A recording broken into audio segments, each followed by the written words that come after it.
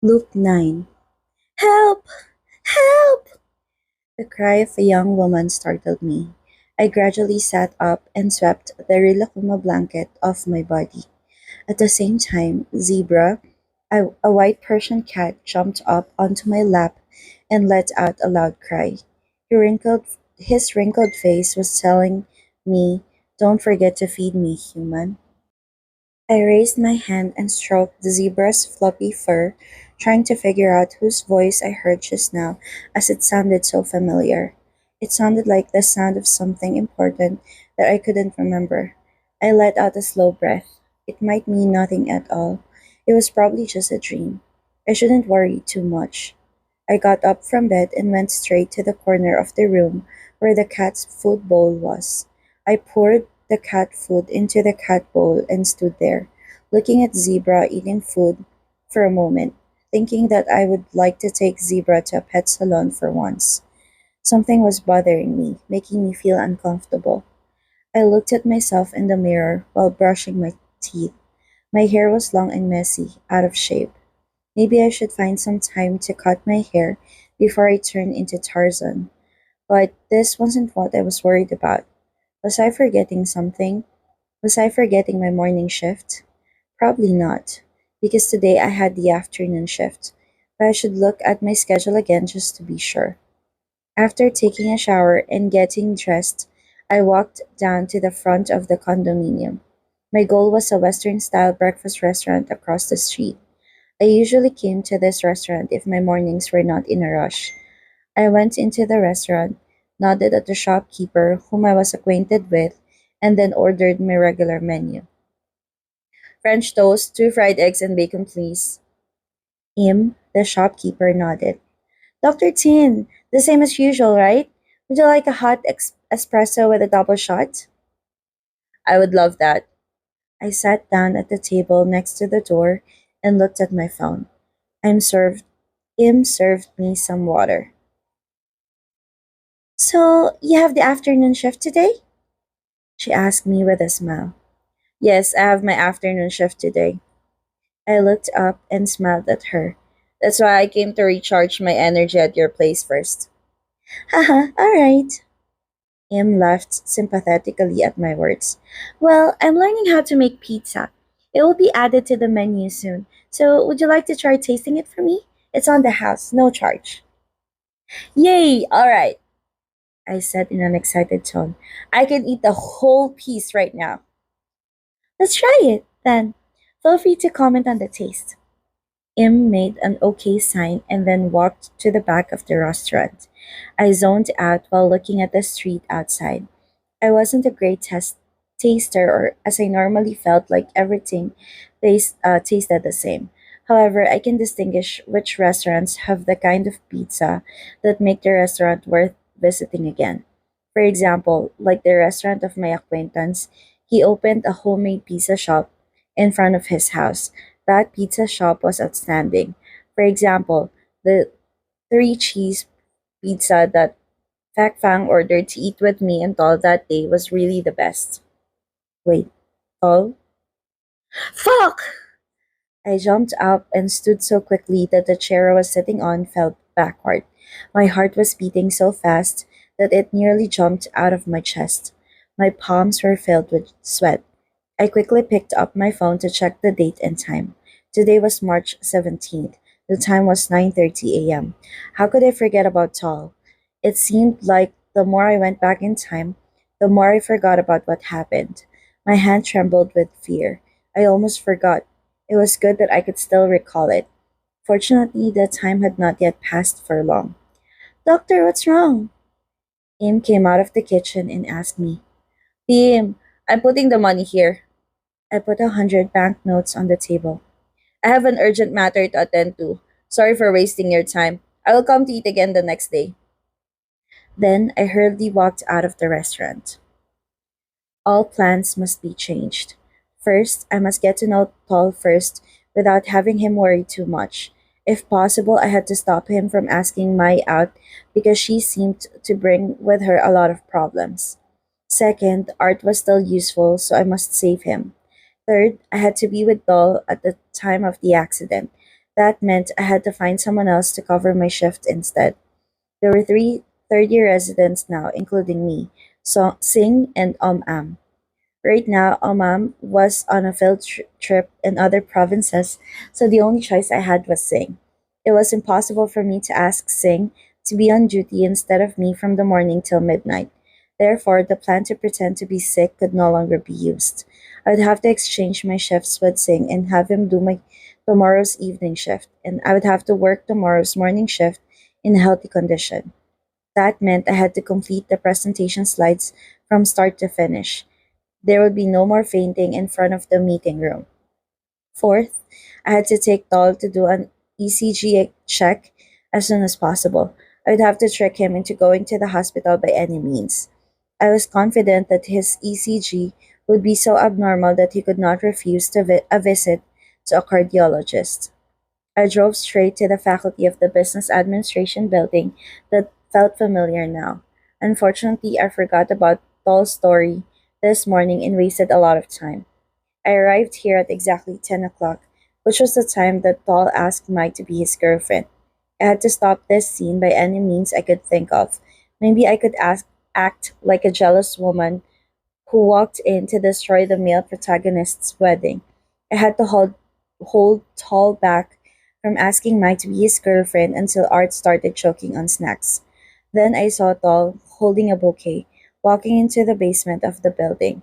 I dashed out of the car and ran toward the young student who was about to have a girlfriend named Mai within the next few seconds. No, he can't become Mai's boyfriend. You'll get into a fight over her ex boyfriend tomorrow, and you will ignore my warning. I intended to run in and ask a stupid question, such as asking for directions. I did not know if heaven or hell was on my side, but something turned my rushing into pain. However, what happened attracted the attention of Doll very well. My feet got stuck in a step of the staircase that was probably freshly cleaned. My huge body fell onto the ground with a loud bang, with my face almost touching Doll's feet. Hey! Doll exclaimed in shock. He hurriedly squatted down, put the bouquet on the ground, and reached out to grab my shoulder. Are you okay? Ouch. I did not know if I was more hurt or embarrassed. I quickly pushed myself to stand up. Are you okay, brother? Doll stood up like I did. He looked at me with a little worry. I'm okay, thank you. I walked too fast and did not watch my step well enough. I brushed the dirt off my body. I started to feel a little pain in my elbows. Doll nodded at me and then bent down to pick up the bouquet. He was about to walk away. I had to hurry and do something. Wait! I called out to him. He stopped and turned around to look at me. May I ask about the way? Doll looked left and right as if he was hesitant to answer me. That's a given. His future girlfriend was waiting. Yes. Where is the Faculty of Engineering? I used the same lie, trying to find someone I knew from the Faculty of Engineering. It's far from here. You must drive to the front of the university, and the Faculty of Engineering will be on the right hand side before the intersection. If you walk there, you'll get tired. Tal pointed to the right. You can walk through the Faculty of Humanities. I tried to look for Art while Tal was answering my questions. I saw Art sitting on a bench in the distance. He was eating snacks and reading a book. There was no sign that the snacks in the bag would get into his trachea. I had to keep him here a little longer. Sorry, kid. What if I want to go to the Faculty of Science? I decided to keep asking for directions. Tal turned to the direction that Mai was standing in again and turned to me to answer. It's in the next building. It's the building that has coffee shop on the ground floor. Tal showed a sign of hurry. I have to go now. I was about to ask for directions to another faculty, but Tal turned around and walked away from me with the flowers in his hand. I clenched my fists tight. I needed to find another way and was about to call for Tal again, but someone screaming caught my attention first. Art, what happened? That sound made me and Tal turn to the source of the voice at the same time. Art? Even though I was glad that everything went as planned, I couldn't help but worry about Art. I hastened straight to Art, who was now grabbing his neck with both hands and bending forward. Saul followed me in an instant. He placed the flowers on a nearby bench and darted toward his friend. I walked to Art while another student was walking toward Art as well. It gave me the answer that if I had not been sitting next to Art, there would be other eyewitnesses who could help push the snack out of his trachea. Otherwise, Art would have become another case for ER already. I ran in as fast as I could before someone else took the spotlight from me. I needed to be the one that helped Art. It was not just because I wanted to get attention from Tall, but Art needed help that was quick and proper. Can you still talk? I asked. Art looked up at me with a miserable face. I'm a doctor, do as I say. Agree? When Tall heard I was a doctor, he looked up in shock. Right, the person who fell at your feet just now is a doctor. Stuck in my throat, Art replied hoarsely. Cough it out. Cough very hard. I started to cheer Art. My booming voice made the people around us turn to look. Doll tried to help by slapping Art on the back, encouraging him to cough harder. But then Art started to cough with no sound. After I dragged Art out of the room so I could perform the Heimlich maneuver to push the foreign object out of his airway, the events proceeded as I remembered. Heimlich maneuver is the act of applying pressure on the area under the epigastric region to create pressure in the chest cavity to allow foreign things to get out of the airway. Stupid Art, you almost died. Saul patted his friend's back to comfort him. He looked up and met my eyes. You must be so surprised that this clumsy man could save lives. Thank you. A doctor came out of nowhere and helped me while I was choking. What a luck. Art raised both his hands and put them together to pay respect to me. Thank you, brother. This was my chance to lure Tall into the hospital. Can I check you a bit? What I did just now might break your ribs. He quickly looked down at himself. Really? I reached out to press on the ribs that were close to the epigastric region. Art flinched a little but did not cry out in any pain. I'm not sure. Should we go to the hospital for x rays? Let's go. I'll drive you there. Saul volunteered himself. I could not stop myself from smiling. The outlook for the event was very positive. This was even better than when these kids took me out for a cup of coffee. What about your plan to surprise Mai? Art asked. It can wait. There is a lot of time. I should take you to the hospital first. Saul stood up and walked toward the bouquet he left behind. He walked up to a man who was probably in his group of friends and handed him the bouquet. Can you give it to Mai? Tell her I'll call her soon. Saul ran back to help his friend stand up. I was very impressed by Tall's actions. He seemed worried and cared for his friend as much as he could. Where should I take him? Let's go to the ER, kids. I nodded in the direction where I left my car parked. You can go with me. I'm an ER doctor. I saw Art had almost collapsed to the ground and bowed to me. Tal looked a little hesitant. I have classes in the afternoon. I can just take my car so I can get back in time.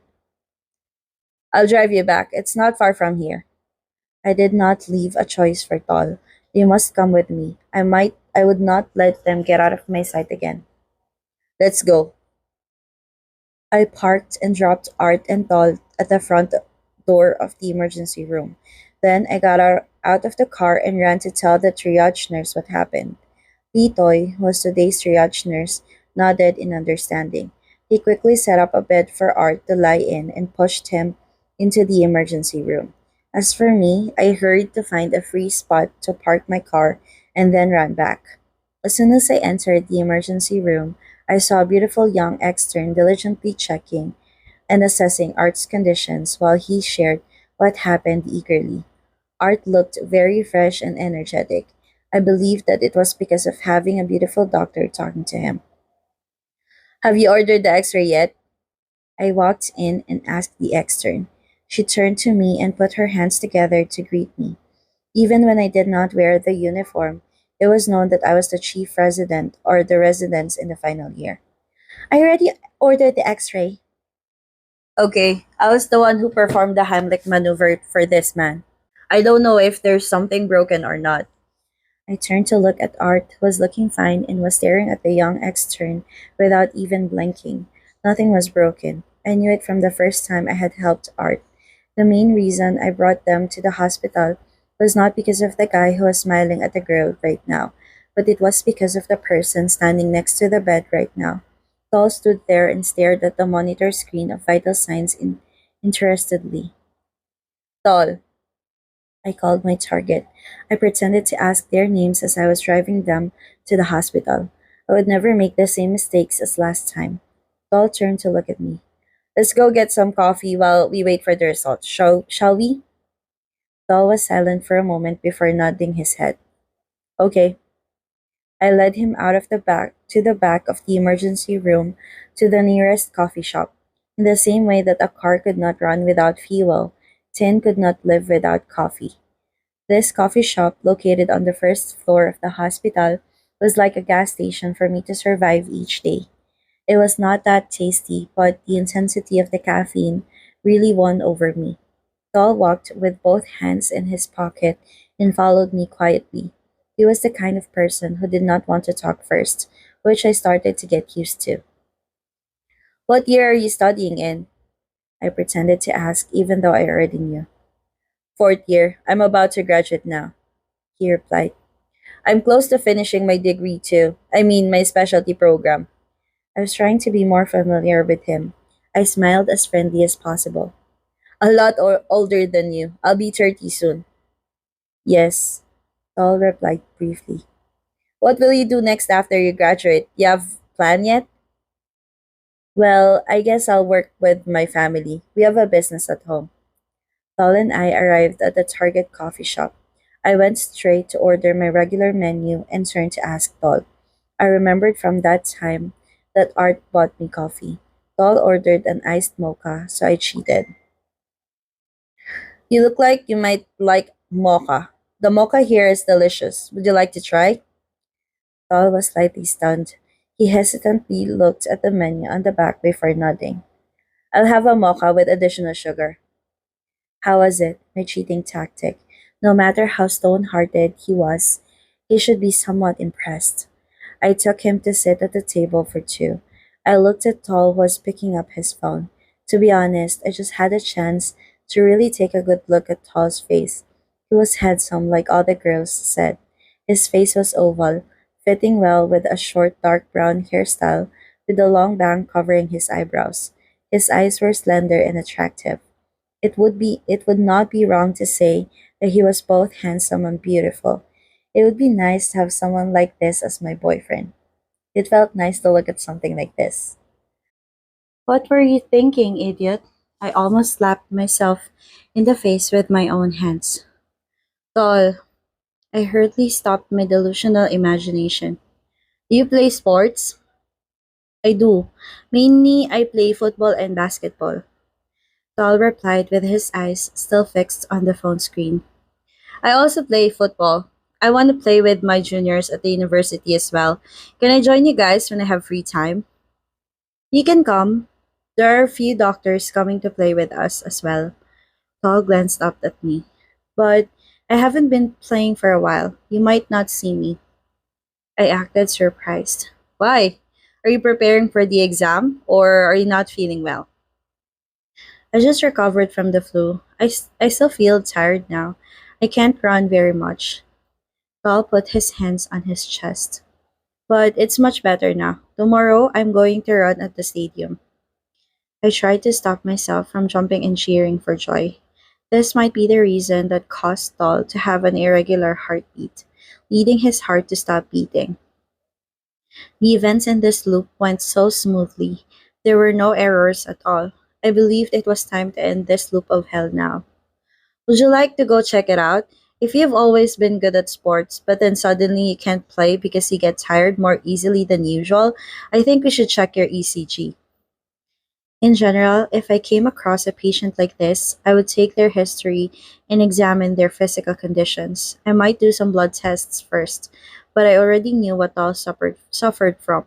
I saw with my own eyes that his heart was much bigger than a normal person, so I leaped over them all and went to do an ECG right away. But it's getting better now. I don't think we need to, he denied. I had to convince better. It takes just a moment, brother. It won't be long. And you can use student rights as well. So there's no need to pay for the fees. Give me your student card and I'll go do the process for you. He hesitated. Okay, but it won't hurt, right?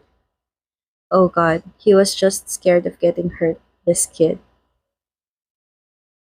Shit! Send him to OPD now! Back Fan called after I sent her a photo of Tall's ECG. Draw his blood and do x-rays as well. Have you made an echo for him yet? Echocardiogram is an examination of the heart using the same principles as ultrasound. It allows us to see the structure of the heart and heart valves and assess the contraction of the heart. I did. The contractions of the heart weren't so bad, but the heart muscle is so thick. I looked at Tall, who was sitting on the bed instead of Art, who had transformed from being a patient into a patient's relative instead, since his X-rays showed no abnormalities. In the emergency room, there was a portable ECG machine that could be placed on your chest and displayed the result immediately. When the result was printed out, what I saw was a very high electrocardiogram, meaning he had an abnormally large heart. Paul looked tense immediately after hearing the result. It's okay. I'll leave the professor to do his echo soon. Yeah, I'll leave it to you. Thank you so much. Doctor, Art walked up to me. What's wrong with Doll? I think Doll has cardiomegaly, I replied. Art looked at Toll, who was sitting on the bed dejectedly. Toll told me that his uncle has also died from this as well, so he's terrified of dying. Having someone else in the family dying from cardiomegaly supported the diagnosis even more. I knew that Tall's case would be so beautiful that Fak Fang would definitely use it as a case study. I walked over to Tall, who had an anxious look on his face. I reached out and touched his forearm. Tall looked up at me. You'll be fine. I'll send you to see a cardiologist, I said in a sympathetic tone. Tall looked down at the floor. Yes. This afternoon's shift was the one I felt most comfortable with working in. Even if the cases were the same old cases that I experienced before, I didn't feel tired at all. I knew from Fang that Hall did not have to be admitted into the hospital, but he had an appointment to closely follow up with an internal medicine doctor. And he must have been advised a lot to avoid anything that could pose a risk of a fatal heart attack. I walked back to the resident room after time had passed until midnight. I sat down, staring at the computer screen, and smiled happily. All I had to do now was just letting time pass by until tomorrow night. I have already traded my shift with Singh. I would be on duty in the morning and go out to see Tol in the evening. I would take him to eat and stay with him until that dangerous moment had passed, and everything would end beautifully. I turned on my computer screen, intending to make a presentation for tomorrow. The first thing I found was Singh's Facebook that was logged in. I pressed the log out button and entered my password. I thought I should let myself play Facebook to chase away the sleepiness for a moment and then start working after that. Then I scrolled down and saw a picture. Doll was tagged in a photo posted by a young woman. It was a selfie of a young woman holding a bouquet that looked familiar. I quickly lifted my eyes to read the caption above. I just found out that you're sick. He came to me and asked me to take care of you. Okay, I will take care of you. Don't forget to take the medicine your doctor gave you. Mai posted it at 10 o'clock. I stroked my face. This meant that after Tol finished meeting with a cardiologist, he went straight back to ask her to be his girlfriend immediately. I stared at Mai's pretty face, which looked full and happy. I should be delighted with them. These two could become lovers without the other having to leave early. There's nothing to be afraid of anymore, Mai. Doll definitely would not die tomorrow. My smile slowly disappeared. I did not know why I felt my heart being squeezed as if someone had tied a rope around it. What? How did you do it? You dodged every punch as if you knew what Professor Mom would ask. Singh wrapped his arms around me as he walked out of the conference room. No one has survived Professor Mom before. Everyone died, but your corpse is the most beautiful, the most handsome. I removed Singh's arms from my shoulder. I usually joked more, but I had been feeling overwhelmed since last night. Fine, as you wish. Singh stood with his arms crossed. Don't forget what you promised. I exchanged shifts with you, and you buy me and Pin two honeymoon seat movie tickets. I sighed. I won't. I give it to you tomorrow. Singh looked at me. He seemed to have realized that something's wrong with me. Why is your face looking like an ass? Did someone break your heart? Well, I guess about something like that. I turned around and grabbed my personal stat to hang around my neck. I did the slide until 3 a.m. and continue with the morning shift. No matter who, they're going to have an ass like face like me. No, no. It's because this isn't the first time you didn't get any sleep. You usually look energetic all the time, but today you look lifeless, my friend. Singh patted me on the shoulder. You can consult with me about anything. You have helped me a lot. Let me help you too. There's nothing to help. Wherever you want to go, just go. You have to come back for your shift later in the afternoon. I banished him to his favorite place, wherever that may be. Then I opened the door and left the room to face the chaos outside. I was planning to call Tall on his lunch break to invite him over for dinner, but Tall might be addicted to Mai right now. I might need to invite her over if necessary. I shouldn't be hurt that Tall finally asked Mai to be his girlfriend and succeeded. I intended to prevent it just so that he would not worry about Mai so much that he forgot my warning. He was now in the care of a cardiologist. It was not my business for whoever Tall went out with. Why did it make me feel so down again? Pidin, I need your help. Gap's voice pulled me back to the real world. The first year resident approached me with a patient chart. 35-year-old female patient. She has SLE, which come with a sudden symptom of incomprehensible speaking. Well, it might be a relapse of SLE, but I wasn't sure whether or not to do a CT now. SLE means systemic lupus erythematosus, or autoimmune disease, or epilepsy, is an immune system disorder in which the body's immune system resists or destroys tissues and cells of one's own body instead of resisting or destroying foreign bodies from outside the body. This person has an ischemic stroke. Go do a thorough checkup, I said sternly. Gap was shocked that I acted more aggressively than usual. Okay, sir, Gap replied, a bit scared, and then ran back to find the patient again. I just realized that I ruined the atmosphere quite a bit. I slapped my face to call for the former tin back and went to help Gap examine the patient. When it was time to eat lunch, I switched with Kong, a first year resident who was on duty in the morning, and entered the dining room. I picked up my phone and called Tall. I asked him for his number, saying that I would call to follow up periodically. This time would be when Tall walked down from the building with his group of friends, discussing going to the Faculty of Humanities to have lunch. Hello, Tall answered the phone. I heard some talking and laughing from his friends getting on the call.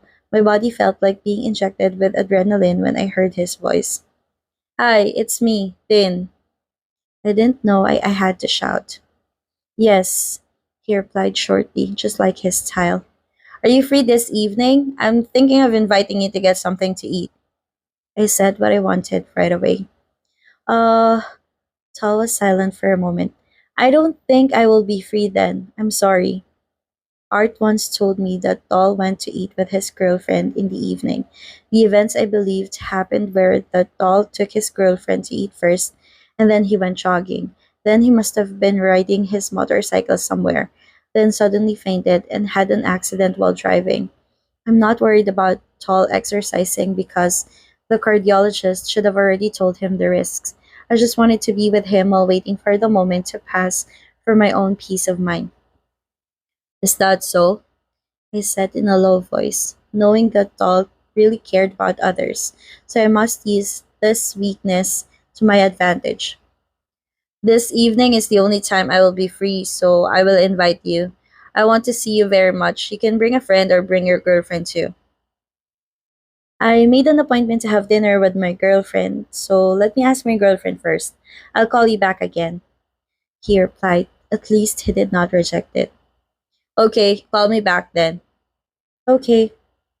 I pulled my phone from my ear and ended the call. I looked at the screen that was now the lock screen showing the time. My heart was so hollow that I felt a lump in my stomach. As a person who was nearing his 30s and who had experienced and loved quite a bit, I knew what this feeling was. But a lot of things that were going on right now made it all feel so wrong. I felt something with the guy. It can't be real. My own mental mechanisms ordered me to deny it. Therefore, it transformed into a feeling of dizziness like this. Will be gone soon. I scooped the shrimp fried rice in front of me into my mouth and chewed. I would forget him soon, because after Tall survived this night, I would not interfere in his life unnecessarily. Tall called back less than 5 minutes after the last call ended. I can go, but I'll go alone. I smiled widely. Okay, what time do you finish your class today? I'll go pick you up. My class ends at 2 p.m. When you're done, you can tell me, and I would like to ask you a small favor. What is it? I was excited. Tall has never been the one who demanded anything from me before. I would like to know in detail about the disease that I am diagnosed with. I tried to ask the doctor, but I understood that there were many patients. He said that he would tell me in detail again at the next appointment. That's why I want to meet you. Can you help answer my questions until I feel okay? Yes, I'll help you. I had never answered anything without hesitation like this before. I'll be on my shift until about 4 o'clock. At 5 o'clock, I'll go pick you up. I'll wait at the faculty, Saul said. Thank you so much. You're welcome, brother. See you later. I grinned widely. I hung up and I jumped up and shouted. That's how it should be. This loop must end for sure. I was about to go back to my normal life. It was also the first one on one meeting between us. There was no ending more beautiful than this, except for the part where Tall got Mike to be his girlfriend. I growled in my throat when this thought popped up. I sat down to eat the shift meal that had never tasted good once. I really hated myself for being like this. It was just a temporary feeling. I must have been single for so long that I started to feel lonely, so my brain gave the wrong order. Maybe it was time for me to find a new girlfriend. I took Tall to the same shop that I used to take him to, but it was a new shop for Tall now. It might sound confusing, but that's the way it was. My perspective and that of Tall were very different. For him, I was just someone he had known for only 2 days, but for me, there was a lot more than that. How many times I been stuck in the 2 day loop? He had no way of knowing how much I knew him. I took Tall to the table that I had reserved. Surprisingly, I got the same table as the time I brought Tall and Fak Fang here. I took Tall to sit without pulling out a chair or pouring water for him like Fak Fang had taught me. We each ordered 2 dishes and sat and waited. We did not forget to order the highlight of the restaurant, the three cheese pizza. I brought this for you. I turned to open my bag and took out the documents that I xeroxed from a medical textbook written in Thai. It uses doctor language. You may not understand much. If you read it and don't understand something, you can ask me. This one is America's approach to diagnosis and treatment. It's in English. There are things that doctors read. You can keep it just for fun. Saul took the document and stared at it. It's confusing enough in Thai, brother. Well, I'll explain it to you. It took me about 15 minutes to explain to him cardiomegaly was. Most of the questions I got were related to its treatment and the opportunity to recover from it and have a normal heart back. Tall even asked if he could have a heart transplant, but I could only explain to him that the treatment was to control the symptoms with drugs and to prevent yourself from developing the three king diseases, including diabetes, dyslipidemia, and hypertension. You should also avoid strenuous exercise. This is enough to make your life expectancy equal to that of normal people. After having a full meal, I led Doll to the parking lot. It was now 7 o'clock. There were about 3 hours left before the accident. I turned to Tall. Do you wanna eat snacks, ice cream, or bingsu next? I'll take you. It's okay, brother. I'd better go home. Tall replied. I frowned. In this dangerous time, I can't let him get out of sight. You can bring your girlfriend to eat together. I knew I was making Tall uncomfortable again. Tall still tried to politely decline, even though his face was completely disconcerted with my behavior. Thank you, but you already gave me so much, brother. I sighed. In fact, I wanted to let Tall go, but I could not trust anything anymore. 3 hours from now, anything could happen. Could you give me one day? And after this, I won't bother you unnecessarily anymore. Tall remained silent, looked at me suspiciously and uncomfortably. He must be trying to decide whether to return to his comfortable and warm bed at his dormitory or go somewhere unknown with a strange doctor who looked distrustful. I thought he would have chosen the first one. I was convinced that Tall would insist on returning, but he spoke first. I can go with you. I smiled slightly, feeling extremely relaxed. I did not know where I was going to take him, but it should be somewhere that we could spend 3 hours without making Tall bored. I believe this might be it. Let's go see a movie. If the protagonist wasn't too impatient, the ending would be better. Maybe the viewers liked an ending with a cliffhanger more. Like those American movies that like to leave the ending open so they could have a sequel, but I liked it overall. The graphics are okay and the soundtracks are good. Yes, I will have to download those soundtracks on my phone to listen to them later. I listened to Tall as we walked out of the cinema. When it came to the movie, he talked like a different person, which shocked me quite a bit. I was holding a leftover popcorn box, and Tall was drinking a soda in his hand. I looked around to check the surroundings. People who watched the movies during this time were usually teenagers or couples. I saw a man and a woman walking past us holding hands. It made me feel very itchy. Do you like watching movies? I turned to ask the young student who was walking beside me. I like it. I love action movies, war movies, sci fi movies, and superhero movies. Saul replied, his eyes fixed on the upcoming action movie poster. What about romance movies? What about these kinds of movies? I think Tall's tastes in movies were very boyish. He was not like me, who likes to watch melodramas. Many Thai romance movies were well made. I even secretly shed tears in the cinema. People would appreciate the story of tough life, right? I do if my girlfriend forced me to, but mostly I would fall asleep and then my girlfriend would be mad at me. Tall turned to look at me. Has your girlfriend ever been angry with you for something like this? Tall invited me to talk to him. Mostly about matters not related to the movies. They were about other things. My ex girlfriend said that I acted too much like a public figure to the point that I didn't pay attention to her. Well, I couldn't stand seeing people suffering without helping them. I always had to find a way to help. I sigh. When it got like that, she couldn't stand it anymore.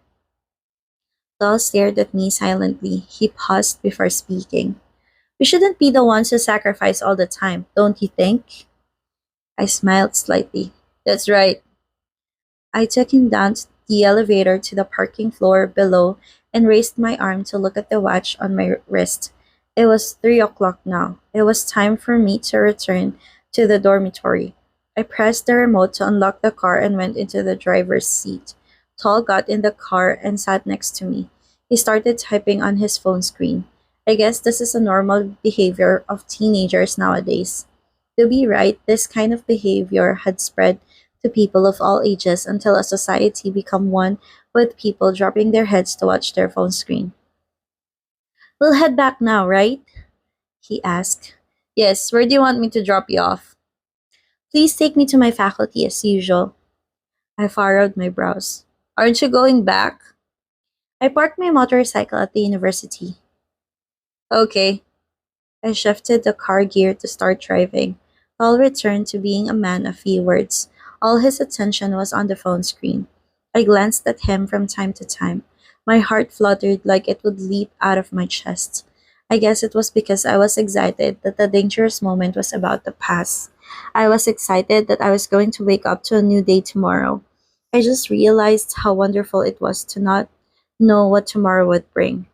I brought Tol to his faculty at 9 p.m. and a half.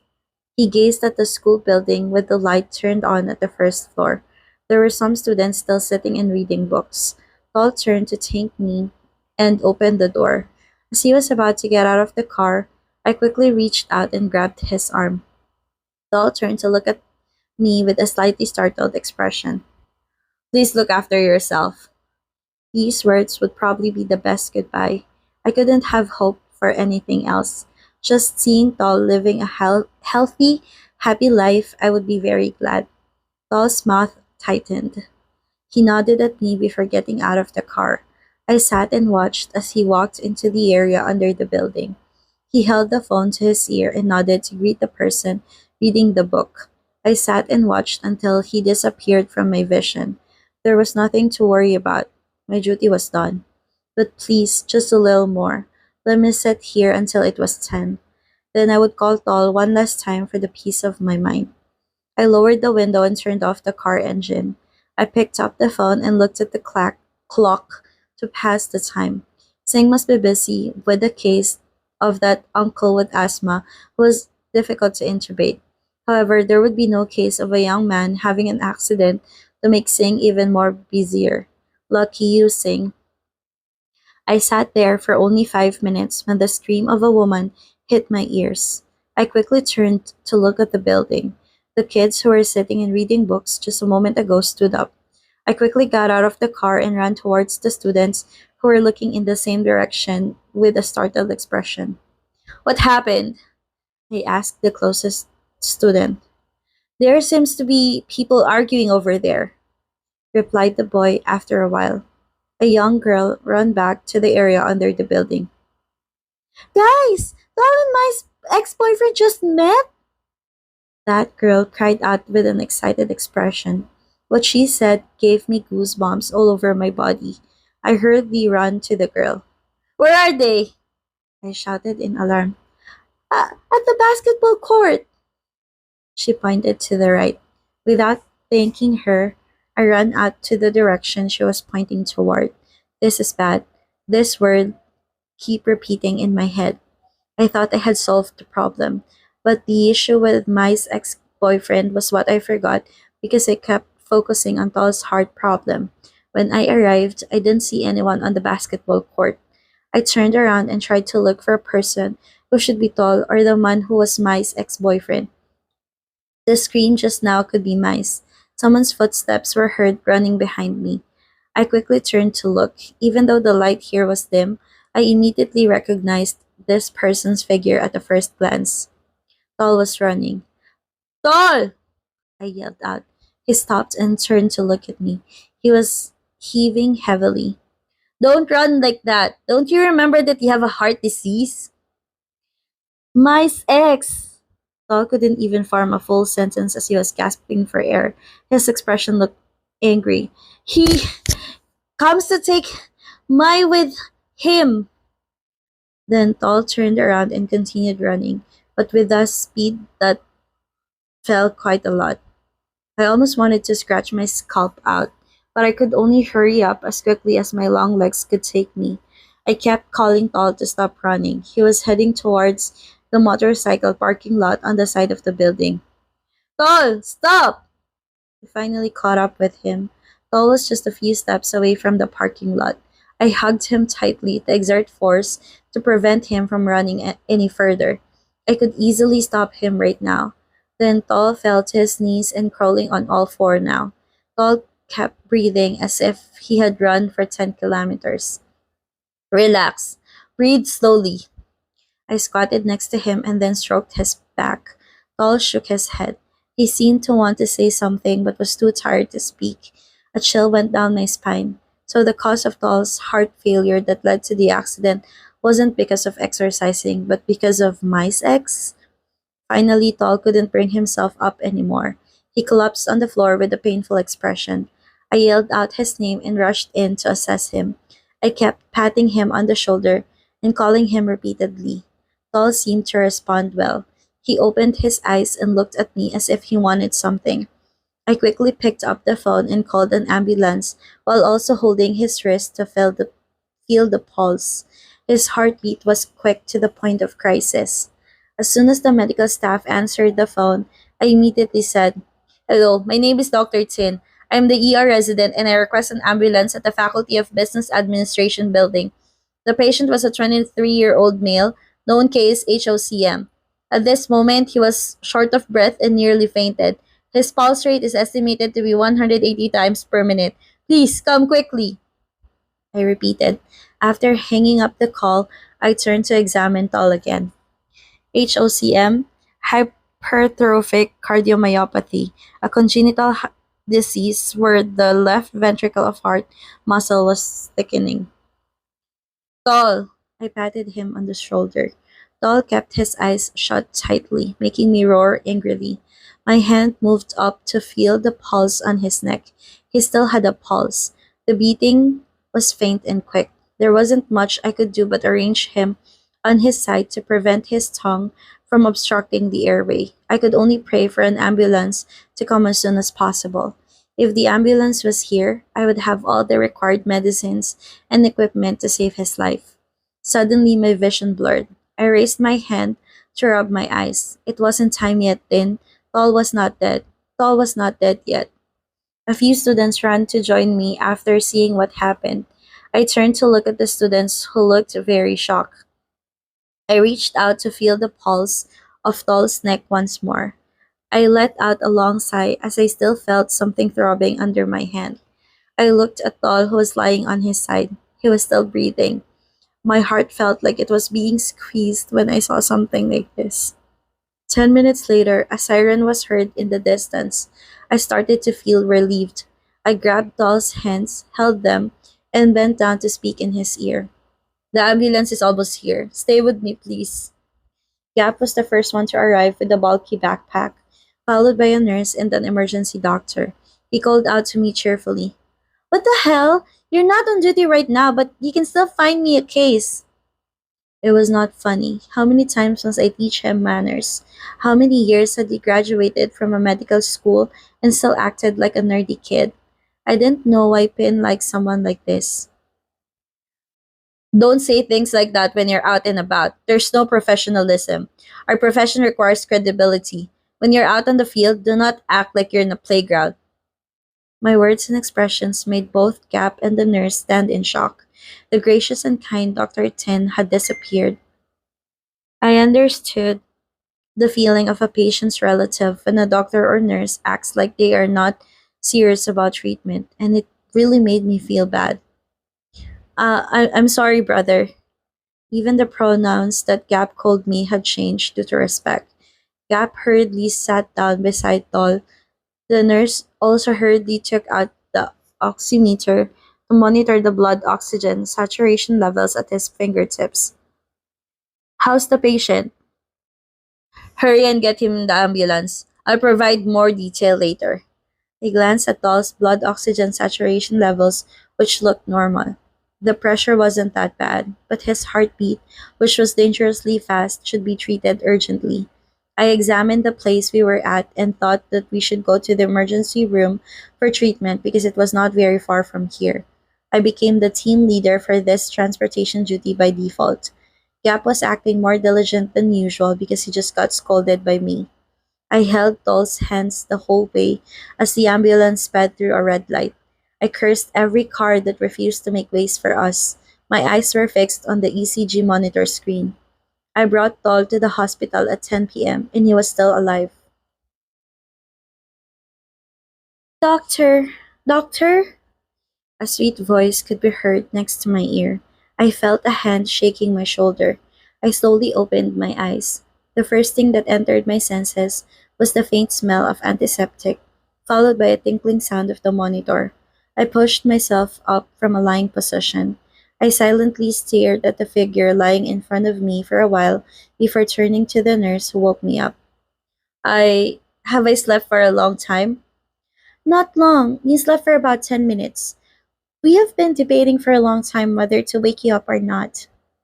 The nurse smiled softly. She was dressed in a nurse's uniform with a long blue gown, which was the work uniform of the seniors working in the CCU ward or cardiac intensive care unit. She looked at my hand that was placed on the patient's hand, refusing to let go. Doctor, are you going to sleep in the doctor's room? There might still be room even with the residents who are on duty. I'm okay. I'd better go back now. I quickly let go of his hand before rubbing my nose and standing up. I looked at the ECG and the oxygen level in his blood and took another look at his heart rate and blood pressure to be sure before walking out of the bedside area. I picked up the phone and looked at the time. It was now 15 minutes on the 19th of March. It was almost the morning of the next day. I walked out the door of the CCU ward with the chatters behind me. Is the patient the ER doctor's boyfriend? Probably. It's a pity. I heard he was the person who brought the patient here as well. If you wanted to gossip, please wait for the door to close first. I walked to the area in front of the elevator, pressed the button down, and looked up at the number showing the floor absent-mindedly. The events of the last 4 hours had left me extremely tired. When Tall arrived at the emergency room, he was then defibrillated by me to stop his heart, which was beating so fast that it was almost 200 beats per minute. After that, Tall's heart returned to normal beating, but he became very sleepy. We could not wake him up at all. He was intubated afterwards. Then, while waiting for the cardiologist to come down and evaluate to prepare for the CCU, Tall's heart stopped beating for one cycle.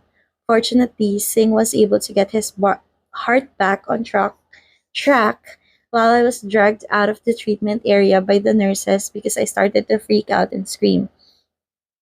Tall was taken to the critically ill ward as soon as his symptoms stabilized. Tall's parents followed him there and stood watching their son until 2 a.m. I also went up to sit behind the nurse's counter and looked from far away. After Tall's father and mother returned to rest, I went in and sat on the side of Tall's bed. I took his hand and looked at Tall's face. Tall's face wasn't as bloody as it used to be, but the unconscious state and the breathing tube were not different from what they used to be. In my head, I thought of two choices. On one hand, I wanted to reset the events to fix what I had missed. But on the other hand, I wanted this loop to continue. Tall might still be alive right now, but in the future, whether he would recover fully or not, would have to wait for another evaluation from a neurologist. First, I had to go back to sleep and see if the event reset or not, if Tall did not die. I entered the elevator that opened in front of me. I planned to stop by the emergency room to ask for some medication. I believed I was going to have to use strong sleeping pills if I wanted to get some sleep tonight. Help! Help! A young woman's voice entered the ears of an 11-year-old boy as he was building a sandcastle with his father. His father stood up and looked at the source of the voice, startled. What happened? The father asked, causing the boy to stand up restlessly. A woman ran up to his father. The boy remembered that this woman was his mother's friend. My my son's drowning, Dr. Toll. Oh, helped him up already, but he wouldn't wake up. Please go check on him. Auntie grabbed my father's arm. Her eyes were all red. The boy's eyes widened in shock. He drowned! Cried the boy, before sprinting toward the sea without listening to his father's warning. What he saw was a tiny figure of a boy under 5 years old, lying motionless on the sand with the boy's father sitting beside him, soaking wet. The father tried to shake his little son to wake him up. He turned around frantically, not knowing what to do. We were playing together just now. The boy's voice trembled. The next thing he saw was his father, also known as Dr. Toll, rushing over to the younger brother's body and taking off his jacket. Then I couldn't breathe, as if I was drowning. I was startled to awaken by the howl of Zebra, my cat, that had always been jumping up on my chest every morning at the same time. It was on time that I could use it as an alarm clock. I sat up, feeling like my head was so heavy that it hurt. This may be the effect of the sleeping pills mixed with the fact that I only got a few hours of sleep. I dreamed of an event that seemed to have happened in the past. I could vaguely remember that when I was in grade 5, my parents took me to the southern islands. Then something that I could not remember happened. The next thing I did was to grab my cell phone and lift it up to look at the screen. It was now 7 o'clock in the morning of March the 19th, a day after Tall went to the emergency room. I blinked a few times and looked at the screen. I immediately remembered Doll's story because today the loop didn't start again. Time was moving forward as usual.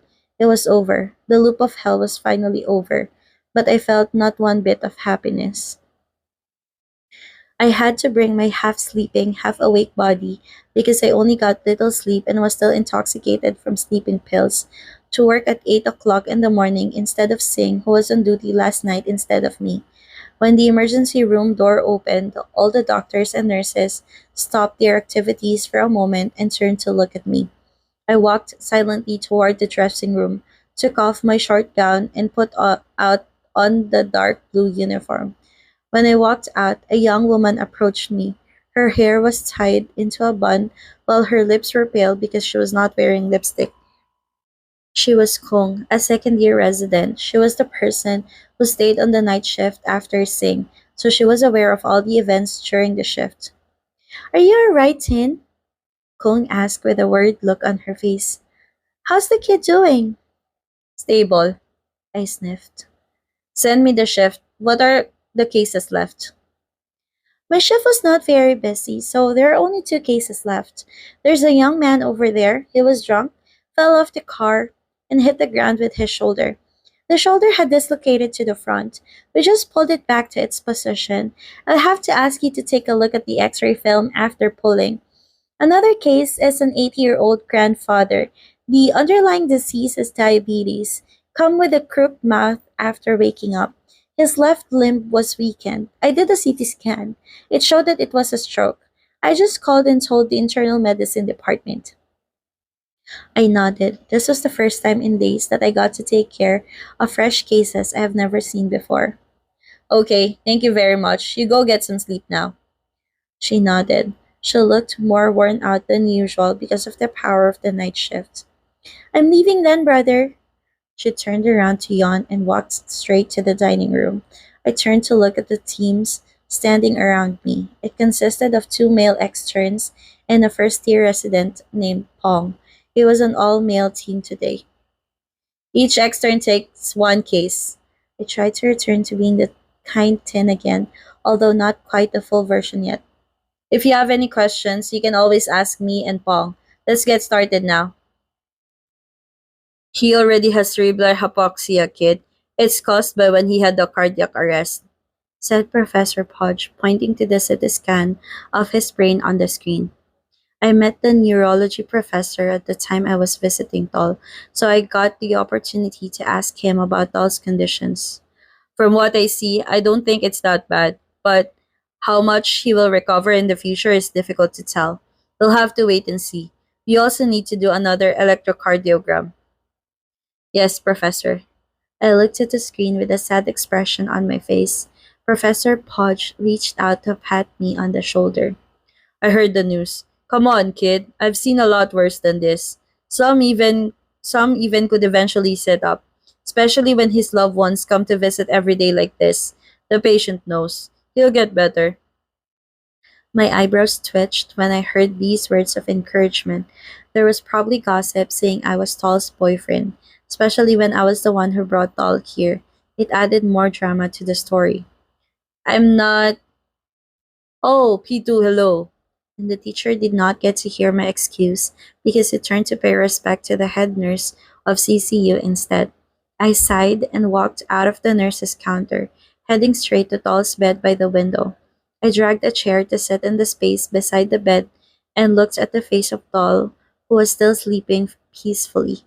It would be better if there was someone that he loved beside him, right? Where was Mai right now? I quickly shook off the negative thoughts.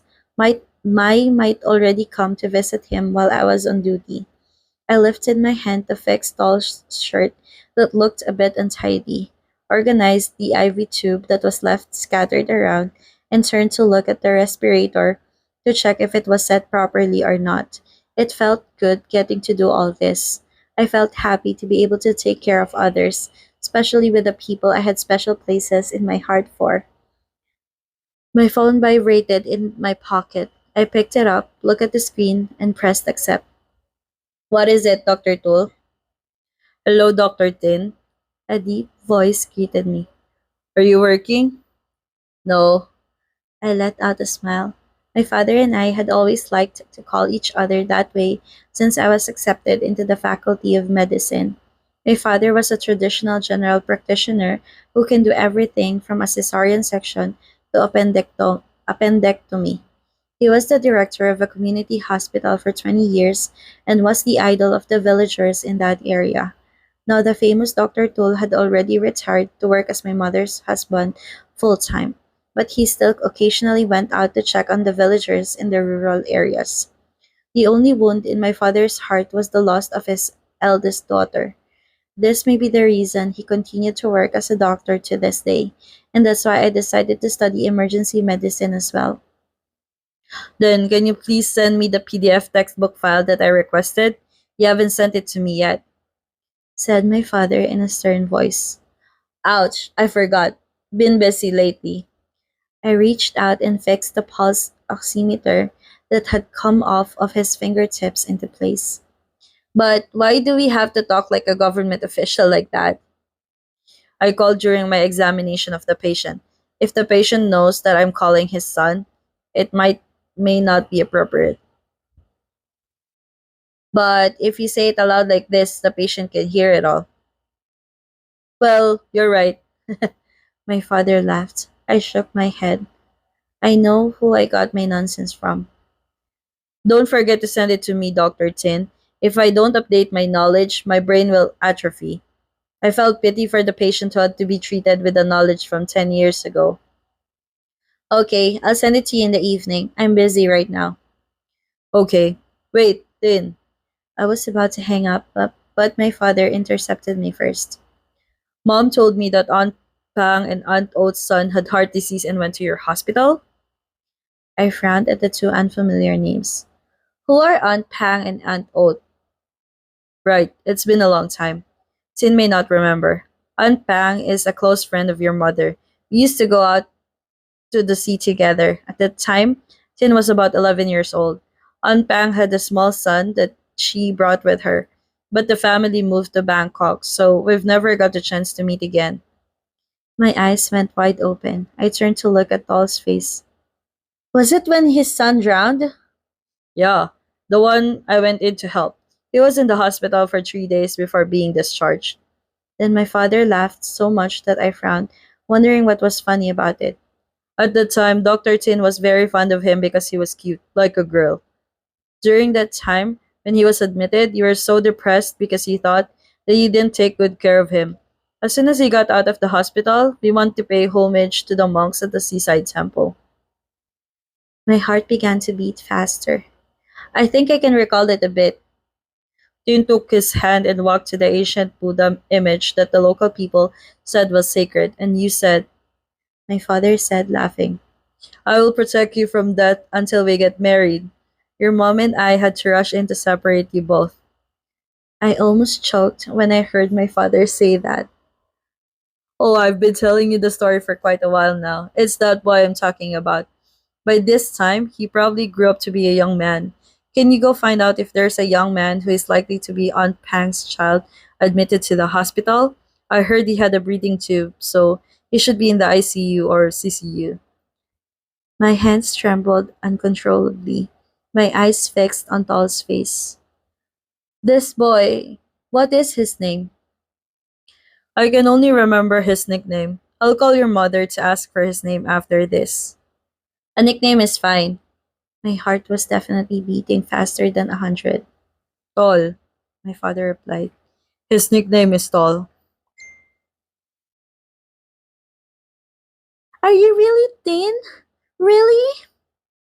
Aunt Pang walked toward me with a shocked expression. She lifted her hand and touched my body here and there before pulling me into a tight hug. I bent down and hugged her softly. She pulled away from me and looked at me. Auntie and I met when the CCU allowed relatives to visit the patients. I immediately went straight to report to her that I was the son of Dr. Tul and Mother Khan. She looked very happy. I first met you when you were still so little. You're now a handsome young doctor. I smiled sheepishly at the compliments. Actually, I saw Aunt Pang since last night. I'm really sorry that I didn't know who you were. The middle aged woman in front of me shook her head. It's okay. Little Tin has grown up a lot. I don't remember you either. Where's Aunt Oat? I asked. He's working and will come here in about an hour. Pang wiped her teary eyes. I rushed over to pick up a tissue and handed it to her. Thank you. She quietly wiped away her tears. For a moment, she seemed to try to calm herself before continuing. Thank you for bringing Nong Tall to the emergency room. If it's not for you, I don't know how my Tall would be right now. I shook my head.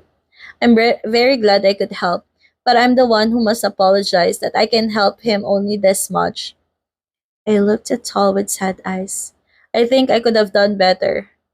Pang grabbed my hand and squeezed it to encourage me, despite her being the person who probably needed encouragement more than me. I saw in the emergency room that you did the best you could. Tin is as talented as Dr. Tool. I really admired her strength. This wasn't the first time I had talked to this woman. I had spoken to her many times since Doll's first death, and every time I talked to her, it was to say that I was sorry and I did all I could, but the patient was deceased now. Antang, don't worry. There are many people that help take care of Doll. I'll also come up and see him every time I finish my shift. Pang nodded. I felt a lot more relaxed with your words. Thank you, Dr. Tin. Doll owes his life to both Dr. Tool and Dr. Tin now. I'm so lucky to have known you guys. I spoke with Doll's mother for a while before saying goodbye and leaving the CCU with a heavy feeling. I was still shocked that Doll was a boy I had known before, and the vows that I would protect him until we got married. Was I this naive when I was a child? I should be old enough to understand things then. I shouldn't have mistaken Tall for a girl at that age. But if I was not wrong, I believe that was why I was stuck in a loop until Tall survived. I needed to help him so he could marry me. This is crazy. I grabbed my temples with both of my hands. Stupid Tin, what have you done? Why did you change your preference? Why didn't you tell me? Pak Fang squealed in the middle of the noodle shop in front of the hospital where she and I were eating. She called me when I was leaving the CCU at 6 p.m.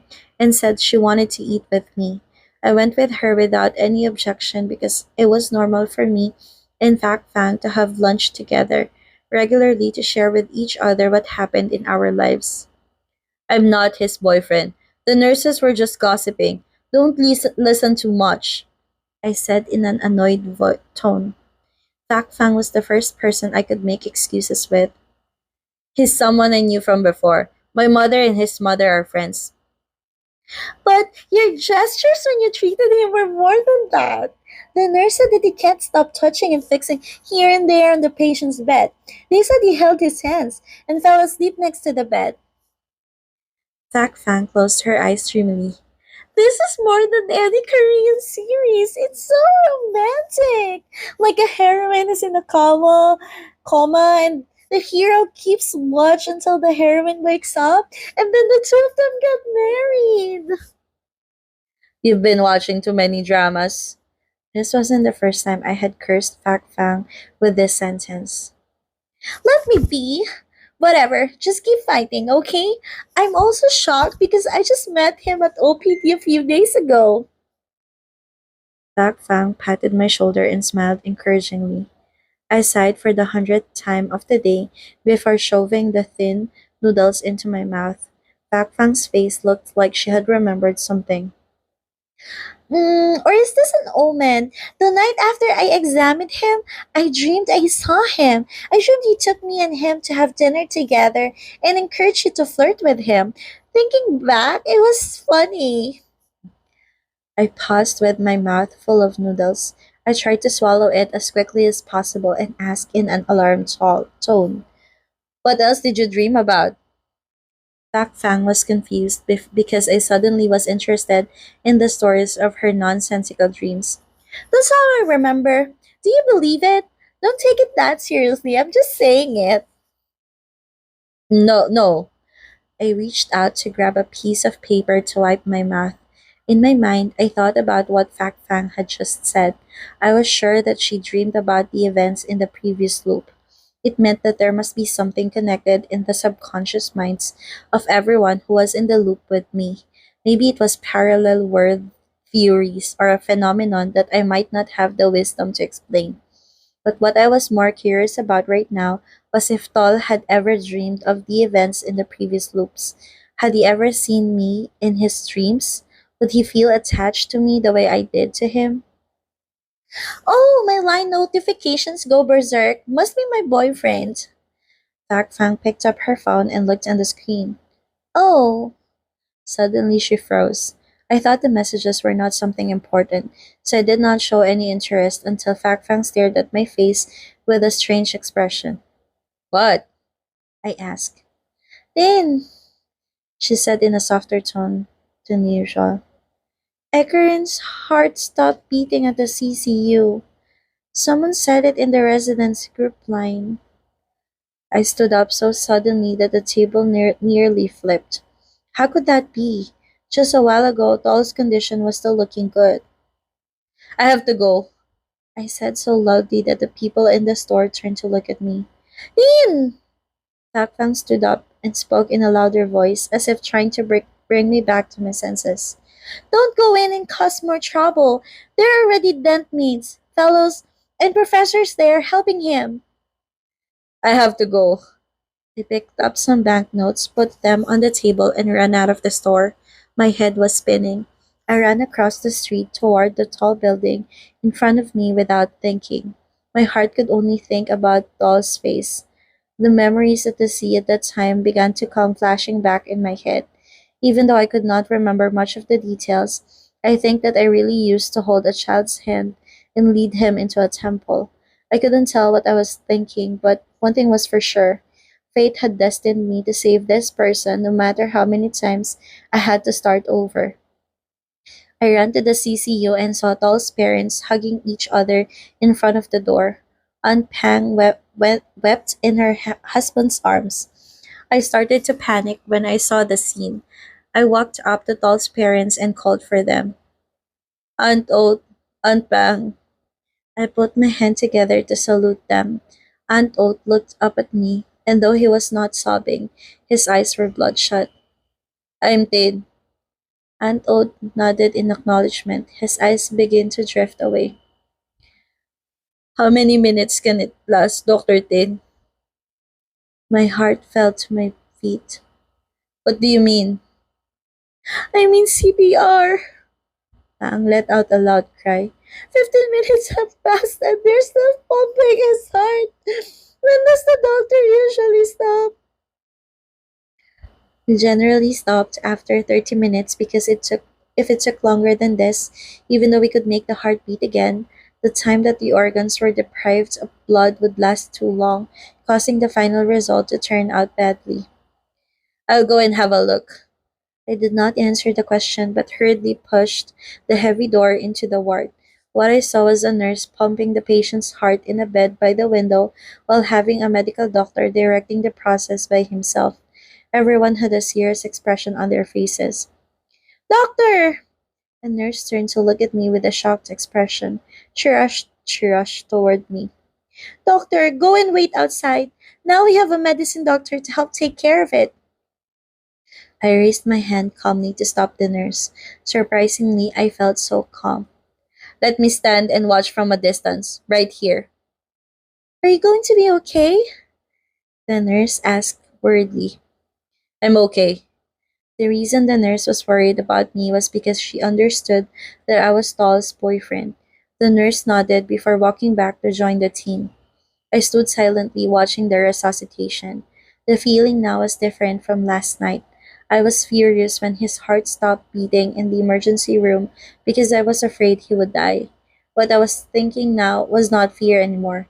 Rather, it was a rearrangement of my thinking system which happened to prepare for something. 30 minutes had passed.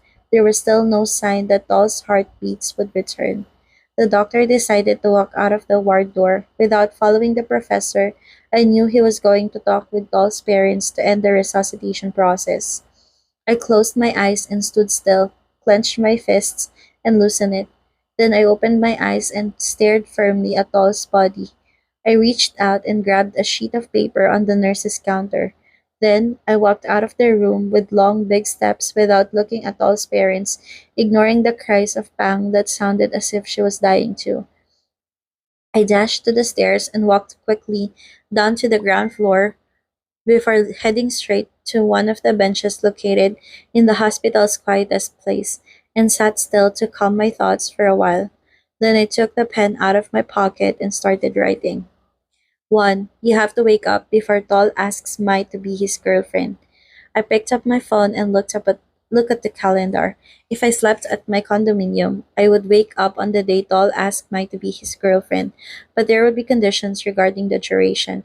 It would take longer for me to realize that I was stuck in a loop, the more the number of loops I was in. If I chose to wake up on the day Tall asked Mai to be his girlfriend, I might not be able to stop him from becoming Mai's boyfriend in time. Fortunately, I was someone who liked to record my activities on the calendar to avoid confusion because my shift schedule was quite complicated. I looked at the activities I had recorded on March the 10th. It was about a week before I got to know Tall. That day, I went to a party at the condominium and slept over there. I opened Sink's line, recalling that he had no shift today. He probably was on a date with Ben somewhere. I typed in Sink's line saying, Hey, can I sleep at your condominium tonight? I don't want to be alone. 2. Call mom. Ask about the incident at the sea and then use this event to approach Tall. 3. Find a way to bring Tall to the hospital and trick him into doing an ECG, then send him for an internal medicine consultation. 4. Do not let Tall participate in any type of exercise. 5. Mai's ex-boyfriend was the cause. I was a little taken aback when writing this point. The only way that Mai's ex would not interfere with Doll's life was Doll not being her boyfriend. I pursed my lips for a moment, hesitating before writing the sixth point on that piece of paper. I reread everything and memorized it in my brain. After I woke up, it might take a lot of time before these 6 points came back into my head, but as soon as I recalled them, I would hurry and do everything so that there was no mistake. I folded the paper and put my hand up to my forehead. Any sacred thing that caused this phenomenon, please listen to me, I said. Let this be the last time. May everything go as planned. I stood up and dropped the paper onto the bench before walking away. If anyone came to open it, they would see a scribble of a strange message written in Dr. Tin's handwriting. It had 6 points with the last message saying that 6. Tall must be my boyfriend. End of loop 9.